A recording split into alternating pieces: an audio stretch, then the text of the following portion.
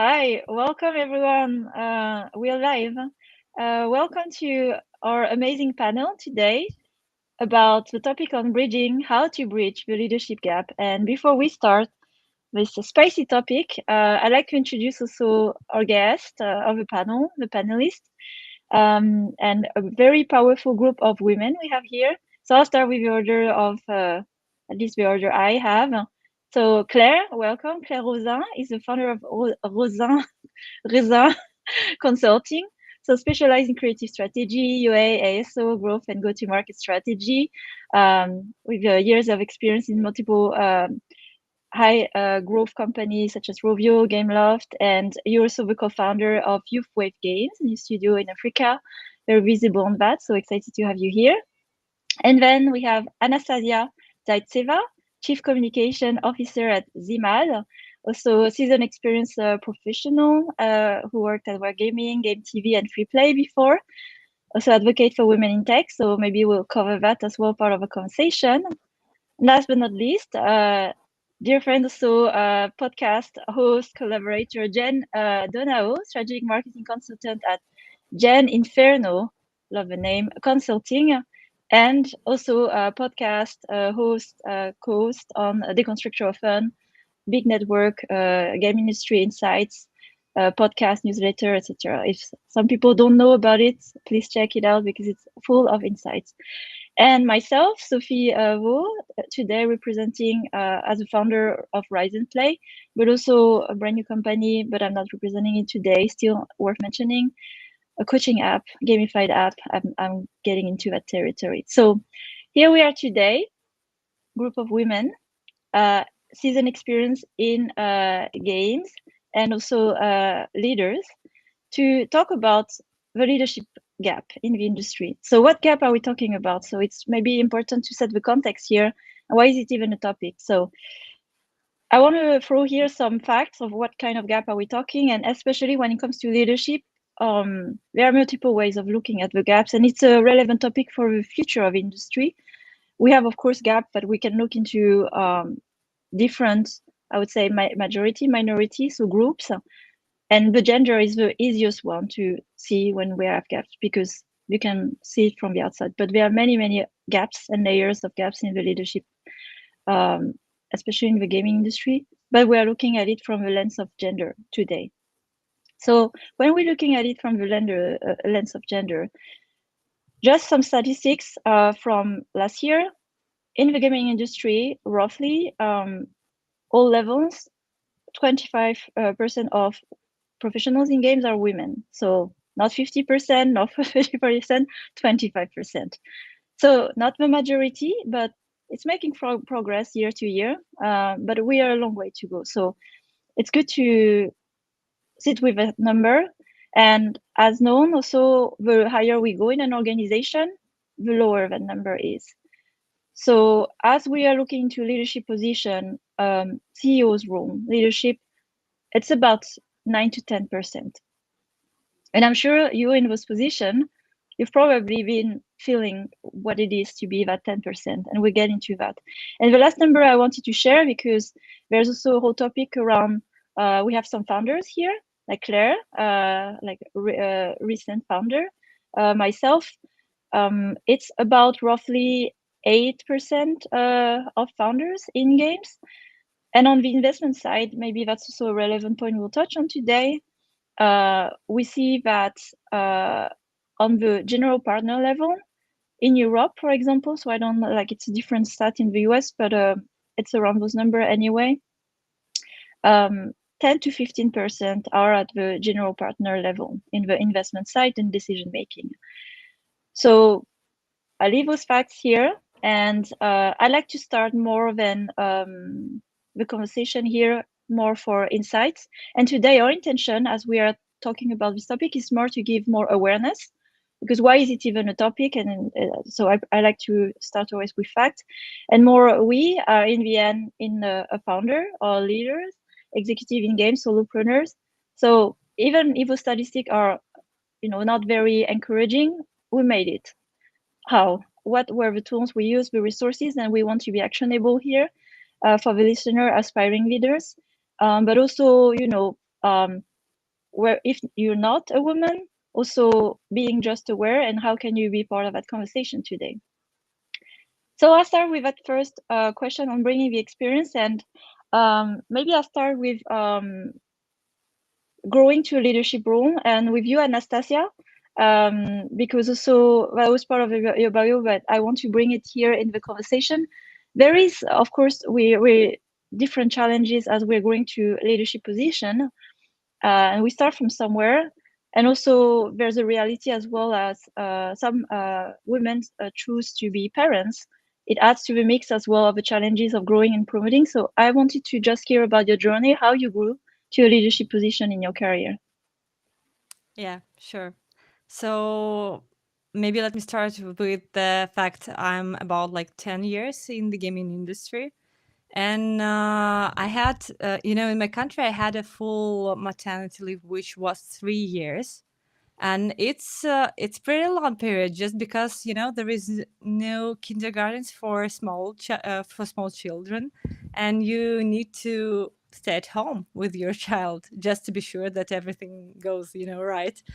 And that's actually a big issue because lots of women who have this full maternity leave, they just got out of the context, like professionally. They need to to rediscover their professional path, and that's pretty hard. That's an issue because you have lots of things to do with your child, to take care and to provide some um, I would say educational things to your child, and you don't have time to make something for yourself, especially if to talk about additional education, some things you need to um, update in your professional life. And that was actually the challenge that was like needed to be overcome. uh, for me it was pretty well because I had a husband who was really helpful, and I just understand that most like lots of women, they don't have such an opportunity because their husband, they need to work, they need to have more things connected with financial sustainability of the family. And I would say that I worked a lot with such women, and the only thing that could be provided for them and could help them in my country is to have mentorship programs where women can share their experience and they can help to to grow together, to help each other, to understand what the market is, because 3 years, it's a pretty long period, and the market is rapidly changing. Especially right now, we're seeing like 3 years is something like incredible for mobile gaming industry. It was like a big rise and back to the basics, let's say like this. And you need to adopt these new challenges, you need to understand what's going on. And for me, that was the only solution, I would say, to provide help to those who are trying to understand what's going on and Mm. to share experience, to share knowledge, to share feelings and thoughts, maybe some useful materials to read, just to be sure that women who are having their maternity leave, they are in the context of what's going on right now. Mm. Thanks for sharing. We're getting more into so our solution, like exactly that could be in the end. Also, it's about representation to see what's possible, right? And you don't know until you try. So, Yes. like you have to be on the path forward to show what's possible, and others have maybe more confidence to see, okay, why not me, And like to that question, like why not me? I'm curious also to hear your path, Claire, because yeah, you've been also like growing as a leader in games for the past 10 years, and then you also yeah took the leap to start your entrepreneurial life in a multiple way. So how has been the journey for you?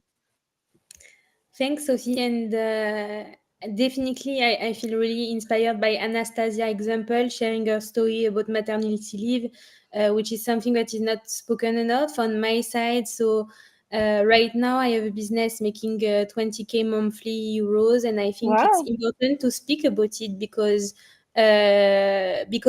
if you don't have the first woman showing the way, people just think it's not important. So I'm not shying away about how much I do, because I think each woman should feel able to do it as well, and should actually think they can do it. I remember the first time I asked for a job, it was actually Jen who gave me this advice, how to write a text, how to sell yourself, and stuff like this. I think it's not something you get into, like without trying and persevering and hitting the wall, exactly as what was your tip, Sophie. So about my story, I started my journey in Match Group. Then I moved in London and I was working at Product Manes during this crazy spike that Anastasia mentioned, where I was spending by myself 12 million euros on user acquisition, which was insane. I mean, I'm 30 years old. I was 2 years younger. So imagine someone give you 12 million euros and tell you do whatever you want with it. So it was kind of a crazy experience. And from this, I kept taking the new challenge that came to me, working at Gameloft, Rovio, and also like in one of the publisher in Africa that made me actually work in one of the most popular India game, I think MPL. And now I finish by having my own business where I'm feeling really lucky, but I trust myself. And I can tell you, even with all my experience, I didn't trust myself at the beginning. So that's why today I'm really happy to be here and speak about it, because I think, like there is a representation issue, but there is also an issue of confidence. Women needs to begin that they are an asset.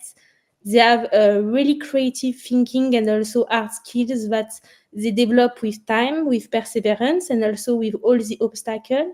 So I just want to share my experience to also show to every woman and also all the ally that being a woman is actually a strength, and anyone in the room can do what I did, because I'm far from being exceptional. And when you look at all those women in this room, I think it's really inspiring, at least for me, to keep it up. Wow. Congrats, Claire. It's this really good milestone to celebrate and not to shy away from it. And you also building a new narrative where it's true that we wouldn't see women posting the achievements. It's not for some reason, even like we can find ourselves sometimes judging like, why is she posting this? But it's why not as well, right? So that's really important here to catch yourself with our bias. We'll get to that. And Jen, would love to hear also some bits of your story, as we've also followed each other the past few years, like growing your career as a game executive, and quite well 25 years, I think I noted. Yes. And like solopreneur, doing your own thing. How's been the journey for you? Oh, it's been amazing. And I think I come from a little bit of a different place. Literally, I'm based in the US. I'm based in Los Angeles, originally from Texas, of all places. But now I'm in LA. So half my career was in the toy industry. And so I'm a marketing growth kind of publishing leader. So I made toys at Hasbro, Mattel, and Disney. So I have, I like to call it Disney cult training. So I have a lot of leadership training that I get from some of the biggest companies in the world. And so I made Power Ranger toys. That's why there's a pink Power Ranger helmet from the show right behind me. The other half has been in the toy industry. And so I have led marketing teams at EA, Zynga, Scopely, at Riot. I led growth on League of Legends, and I set up all of the mobile publishing for Riot's games, launched TFT on mobile, helped with Wild Rift and many of those. I did a startup for a little while and then decided to do kind of what some of you are doing, which is went on my own as a consultant. I joined the Deconstructor of Fun podcast, which has been so much fun to explore the side of being on media almost. And sometimes people think that I'm on the media side of things. And so it's interesting to do both sides. But right now, what I really love to do is Yoda other people. I made Yoda a verb, and to help folks really help that next generation of game makers really figure out how to have the tips and the tricks and the tools to be successful in the environment, whether it's allies, whether it's women or diverse people. I'm part of the LGBTQ community, so I also have multiple diversity groups that I represent myself. So my mission is really to work with cool people doing cool shit, have fun doing it, and make products that put a smile on people's face. And like I said, help the next generation of game makers. So when we get into tips and tricks, I've got a couple I want to bring up that hopefully will be really easy for anyone, women, men, allies, whoever, that are really helpful in your career in general, and might even be helpful in your personal life too. Like super. I really like the last part you said about like working with cool people, doing cool. I think that's the reward of doing your own thing. I mean, it's difficult, right, when you start your own business, but the freedom and the terms of how you work are, the reward. Beyond, like, of course, the financial incentive, like you mentioned, Claire, that is also important to acknowledge. But yeah. Let's get into one topic that also Anastasia put, which also I'm very interested in. It's a hard challenge in the industry. It's the right balance between what I call the heart and the brain, the business and the creative. We're juggling with that every day, and I mean, like, it's been a spectrum. I've been also 15 years in the industry. I've seen, like, maybe we are very much on the business side this day. I've heard less of a creative. So I'd like to hear how you've approached it in your different maybe career right now to balance that, and what's maybe your special angle with your leadership. Anastasia, as you brought the topic, I'd love to hear from you first. Sure, thank you.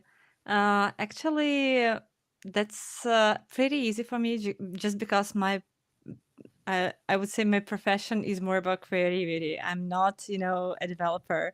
I'm not a project manager or financial manager, I would say.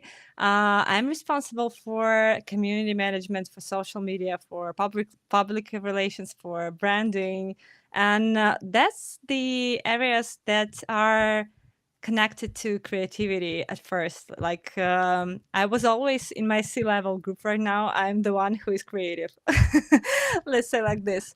But that was an issue for me to to express this creativity, because I worked with men, and they are more straightforward. They are more strict, like business oriented, numbers, Excel spreadsheets and everything like this. And for me, it was more about, let's make something innovative. And I'm like, let's do something new. No, it's not appropriate for the current state of market right now, and so on. And that's, always a question to discuss for me, because I'm trying to bring something new to, to foster a culture of experimentation. I'm the one who is rewarding creativity inside my department, because I'm the leader for communication department of 17 people right now. And I think we always can learn from other colleagues, and we can present some new perspective of view for them, just because we need this cross-functional collaboration to get more results, to get more of success to our business. And I think that's always a good, thing to communicate more with the departments which are not into creative side, let's say like this, and to try to show them new ways of, developing the product, maybe new features, maybe some new ideas how to implement them inside the product. Maybe it's not common for the mobile market, for example, like for me, for the area where I work. Maybe sometimes it's something crazy, but at least we need to learn to hear each other, to understand each other, to bring more benefits to each other's work. And sometimes it's really helpful for me to to hear from my colleagues from development departments, from financial departments, just to understand their way of thinking. And I just started to read a book which is called Buddha and Neurophysiology of the Brain: How to Get Happiness. And the whole book is about a monarch from China, and he came to Western universities to understand how he can explain Buddhism to Western people by neurophysiology. And that's something I think we need to, embed in our everyday work. We need to understand how to communicate with, if you are on creative side, how to communicate with your tech side of the team. And if you're from the tech side of the team, you need to understand which words you need to describe something for your colleagues in creative part of the team. And I think that will give us more perspectives to develop our companies, more perspectives to develop our products. And I think most of, cool things and cool features inside the games, they were created just because the teams were communicating to each other. Yeah, that's the whole process. Basically, when we talk about diversity, it's diversity of perspective thinking. And that's what creates innovation, because you challenge the status quo, and you grow together, right? So who would like to take next, contribute to this topic? I'm super passionate about it, and I see that there is some question related to it. So I just want to also highlight that creative thinking is not only to be nice, but it's also a huge business opportunity. When I was at Rovio and they created this inclusive marketing and game development strategic task force that I joined, and actually I was leading it. It wasn't just to be compliant, it was also because it's a big opportunity. Creativity, creative thinking is really important, and I will give you a concrete example in my business. We are 2 people doing 20K per month. One is UA, that is me caring about data, and the other is Reda, who is taking care of all what is creative. Is actually based in Morocco. And we doubled our revenue by developing this creative product that I wouldn't even, I think, would have worked only by myself. So I think it's not only, like there is the people creative, there is the people not creative thinking. At the end of the day, it's also what more are you going to produce with different mindset. And Sophie, you said it, it's about having different people, having different business perception, I think, and developing different products. And you as a business, the best thing that you can do is to let them do it, try it, see if it generates revenue, and if it does, then you keep it. If it doesn't, then you kill it and you try something else. You have nothing to lose to have people that are more creative and people that are not creative, but only things to win, I think. That's a nice example. Jen, anything you'd like to? Yeah, there's a lot on this topic. First, let me just start with 80% of work isn't work, it's relationships. And none of what anyone is talking about works unless you yourself know yourself and establish trust with your team and have a team that values and trusts themselves. So a framework I like to think about, there's a number of these personality tests, but the one that I like, it's free online, is called DISC, D-I-S-C. And there's actually a fun one that uses birds. And so basically it breaks the world into 4 personalities. You've got your, really results oriented, kind of emotionless leader. That's kind of an eagle or a D. You've got the parrot, or somebody who talks a lot, and is usually your marketer. Someone like me, I'm a little bit of a D and a parrot and an I. Then you've got your typical kind of engineer or finance person, a little bit the owl, an analytical person who's very detail oriented, maybe a little bit introverted, not as high energy. And then you have your dove, or the person on the team who's really thinking about all of the emotional aspects of each of the team members and how you work together. And so what I like to call this is learning how to flex your style. I have so much energy and extrovert. When I go up to an engineer or to a dove, I overwhelm them. I can overwhelm them with my energy, especially if we're reviewing creative, right? If you're giving feedback is a gift, and learning how to give feedback to those different kinds of people, it is different depending on who they are. You have to learn how to speak to people how they want to be spoken to, not how you think they should be spoken to. And so using these kinds of frameworks can really help you understand how to work with creatives, give them that freedom to be able to do different things and to take risks. Really basic. You start with something positive that you like about what they're doing creatively. You point out something good. You try to give all of your feedback against the strategy that hopefully all of you have aligned on. So hopefully everyone has said, from a creative perspective, whether it's a product, a piece of creative, written communication in the case of Anastasia, what is it that we agreed to do? And now let me give you feedback against that strategy, not my personal beliefs. Because number one is, unless you're the audience and the customer, it's probably not about you. It's about your audience. It's about the strategy. So anytime you are working with a team, how do you take emotion out of it? How do you take yourself out of it? And always give that feedback around the strategy or how the audience will perceive this. So sorry, that was a lot there, but hopefully that's helpful in the idea of like, there's a number of questions in the chat kind of asking about creativity and the inclusivity. And those are some of the ways that can really foster those relationships by using that kind of framework and methodology. Yeah.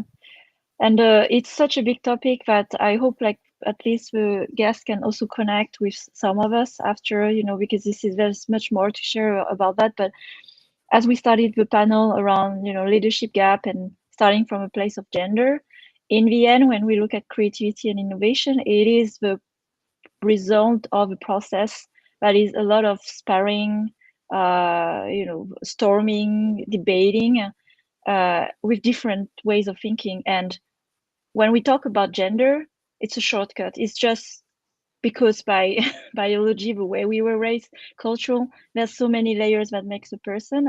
Then you know that when you choose a lens that is either gender or culture, you will have that difference in the team. But could be same people with nationality and having different ways of thinking, but it's much harder to get there. So I think to this point here is creativity, how to create it by the composition of a team. And there's why in the research and the whole argument, like having more women in the team contribute to that, because you will have different, just by nature, we'll have different kind of conversation. And that's how you go forward, you evolve together as a group. I wanted to leave it there.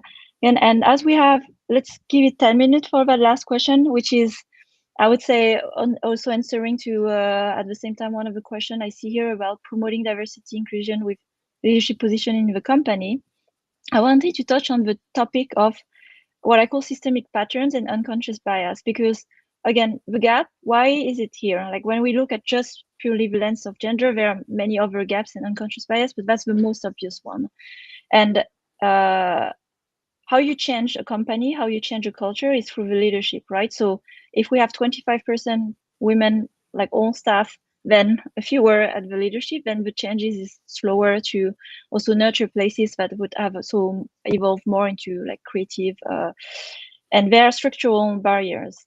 So I wanted to touch on some of them on the hiring, because what makes the composition of a team, it's how you hire, right? So there are many bias in the hiring process, the sourcing, what I call the like me effect. So we tend to hire people who look like us, and if the hiring manager are the same kind, then you hire similar people. There's the investment bias, so perception, on who's ambitious, and it is a thing. Women are perceived less ambitious. It's just, and it's seen, showed by research. But I hope with this conversation that the listeners see that we are not lacking of ambition in that room today in this conversation, but it's a bias. And same also in the leadership roles, there are some bias about how women should act in leadership roles. And maybe it's less forgiven when we tend to be more assertive, firm about something we decided, non-negotiable, because it's not usual. So back to the question from Michael here on how do we promote it. First, bringing awareness. when are we having bias, and then when we are having that awareness, what do we do, right? How do we measure? How are we making an objective decision?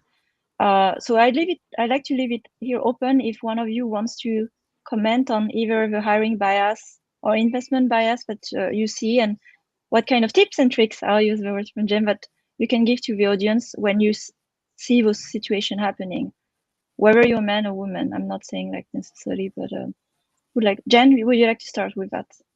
Yeah, one of my tips, I get this a lot because I've been in many, many high-powered rooms, and this has happened to me, especially as I become a woman of a certain age. Ageism is also something that comes in where people have a perception of me that maybe I should be more motherly, maybe I should be more nurturing, and I often look to the side and I'm like, ooh, that's not me. That's not something that is my strength. My strength is getting shit done and working with people to hopefully have a lot of fun and make great products together. And so I am one of those people who probably has had challenges in my career because I'm pretty assertive. I'm very direct. I'm respectful, and I'm always coming at things with a growth mindset. But people don't expect to often hear very blunt and direct feedback, tough questions of your leaders in front of other people. Those are recipes for perhaps not making friends with some of your male colleagues. And so here's what I recommend that you do. I call it forming a rebel alliance. Hopefully everyone here knows Star Wars. I'm going to reference it all the time. I just talked about Yoda-isms, but form a group of friends that you trust and coworkers that offline you can talk about how you have each other's backs in public. And so when you see something, you say something. So let's pretend you're in a meeting and I say something and a man says the same thing that I said 5 minutes later. A friend of mine can step in and say, hey, Bob, what you just said was really interesting. I think Jen had said something like that sooner. Is there something that you were adding is different to what she was saying?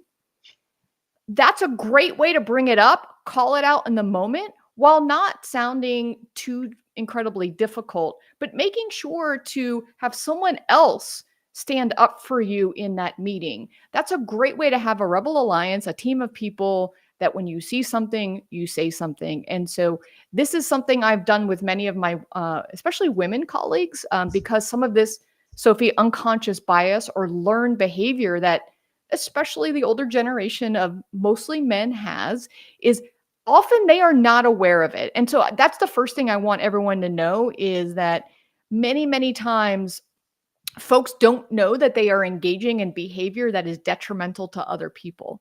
And so where you can pull them aside and help show that and say, hey, I don't think this was your intent, but this is how it came across. Many, many times they are thankful that you have pointed it out to them because most people just don't know that they're doing it. So don't come at this with everyone's being an asshole. Come at this with, hey, I don't think this was your intent. Here's what happened. Here's how they felt. And usually they will start to change their behavior. Wow. Yes. I mean, I'm totally in line, and just Sophie, if you may, just adding something quickly, but I think also don't fall in the trap of over-educating people. I think, already when you are a minority, it's terrible because you always have to remind people. So do it if you have the time, but don't let it eat yourself. You won't change all the world by educating one person by one other. You won't have the time.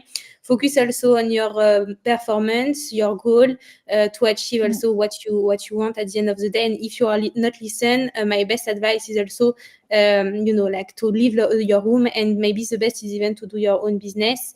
But I think we had a really good question about this, about how to promote it internally into the business. I'm really data oriented. So what I would say is really to be transparent about the number of representation, but also the opportunity it can bring to a business, and measure as well year on year how it's changing, how it is versus benchmark. There is some consulting company doing it really well as well. We had one called Day at Rovio. I would recommend it as well.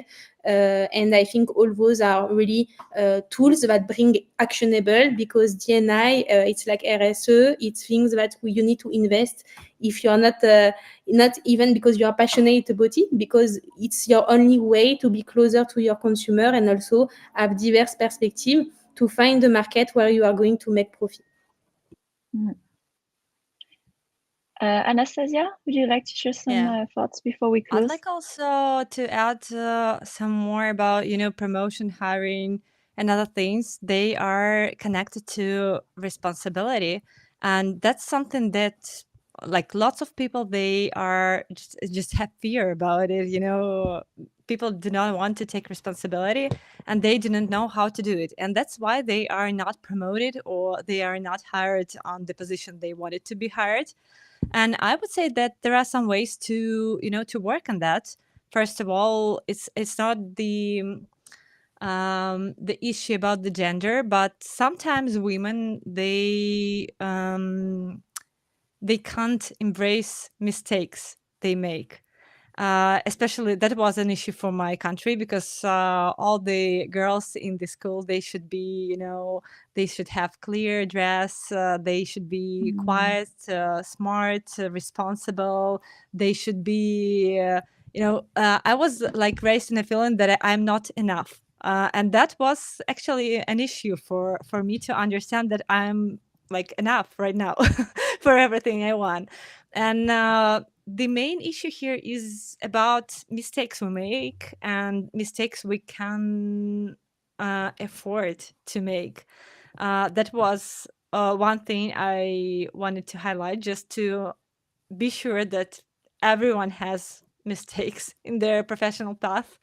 That is also, an issue when you have a job interview, and recruiters, they always ask you about the projects that were successful. And I worked with the startups a lot, and it's really hard to give any success case when you work with startup, especially when it's like friends, family around, and most of startups, they die, at this moment. And just imagine a girl who was, for example, chief marketing officer at a startup, and she didn't make any, successful case just because it was a startup. Let's be like honest. Not every startup become unicorn. So we need to, first of all, to embrace our mistakes. And the second thing is just to, reflect on success we make. It's just because people, they in their everyday routine, usually they do not understand how many of small but yet successful steps they made. And that should be, always time, maybe in the evening when you're having a cup of tea, just to sit down, to calm a bit, and to think of what you did right today. What was, maybe not today, maybe in a month, in a year, maybe some career moves you made, maybe some people you met, and maybe some people you helped. So that's always really important to understand in, this system of raising your own responsibility, let's say like this. And there shouldn't be, big things here. Just start small. Start with smaller tasks that are of your full responsibility, and just tell yourself that you're great in doing this, even small tasks. And that's something that we could work on, and something that I work on in my own team, because I see that there are lots of talented girls, women in my company, who are not even thinking of having bigger responsibility, because they have fear of it. They are not sure they can bear with this level of responsibility, but they have already everything to bear with it. And that's something we should, like, I think we should really remember every day. Thanks, Anastasia. I think we will have to wrap up in 2 minutes. So I would like to summarize because there's a lot we covered, but there's so much more to talk about. But definitely there are things that I will speak as women, that we can do, like building that confidence. I say like measure, like data, like what you just suggested, and like lay out everything you've done. It's like, whoa, I've done a lot. Good pat on the shoulder. Like I feel super like energized. I'm gonna ask for that promotion. I'm gonna fight for it because nothing happens if you don't ask for it. So that's something I would encourage internally, starting from you. And on the other side of the system, allies, men, is like recognizing there's a gap. It's an uncomfortable fact. It is a fact. It's not coming from a bad intention, but the responsibility is to be aware. So, how are we bringing in the end? It's not about genders conversation, but how do we create a thriving business, leveraging the strengths of each other with our culture, of our background, our history, so much more to offer. And we are not taking our full potential today. And then we have to be aware of those barriers, those bias. And when we catch those, how do we ensure in an organization we measure and we make sure that we make the right decision from the right place in hiring, the numbers, even like the numbers in the company and so on. So I will conclude with that. Thank you. It was amazing to have you. I would have wished we would be like more in the having a glass of wine and having that conversation. So for another time on site at a conference, thanks a lot for bringing your insights, and listeners, you know where to find them. You have a name, so please connect. And if you want to continue the conversation, we'll see you there. Thank you so Thank you, much. Sophie,